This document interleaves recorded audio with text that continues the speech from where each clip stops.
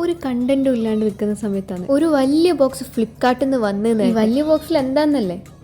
അതന്നെ നമ്മളെ മറ്റേ അൽമാരി. ഇത് ചെയ്തു വന്നപ്പോൾ എനിക്ക് എന്നോട് തന്നെ ഭയങ്കര പ്രൗഡ് ഫീൽ ചെയ്യുന്നു. ഒരു 1.5 മണിക്കൂറത്തെ പരിപാടിയായിരുന്നു. എൻ്റെ ഓർമ്മ ശരിയാണെങ്കിൽ ഞാൻ ഒരു 5 വട്ടെങ്കിലും ഇത് അഴിച്ചിട്ട് പിന്നെ ഇട്ടിട്ട്. ഈ സാധനമെല്ലാം വായിക്കുന്നുണ്ടോ നിങ്ങൾ വിചാരിക്കും വലിയ മലമായിരിക്കും. ഇത് ശരിക്കും ഇടുന്നതിനൊരു നാക്കലുണ്ട്, പക്ഷെ അതൊന്നും അവർ ആ പേപ്പറിൽ തന്നിട്ടേ ഇല്ല. ഫസ്റ്റൊക്കെ ഈ കാണുന്ന പോലെ ഭയങ്കര കോൺഫിഡൻസ് ചെയ്യുന്നു.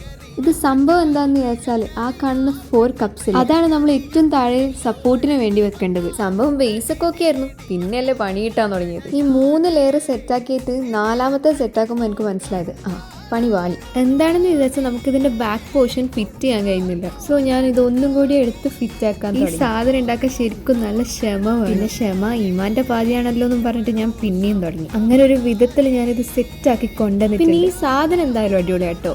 Quality and looks are so good. Link ഡിസ്ക്രിപ്ഷനിൽ കൊടുക്കാം. ബൈ.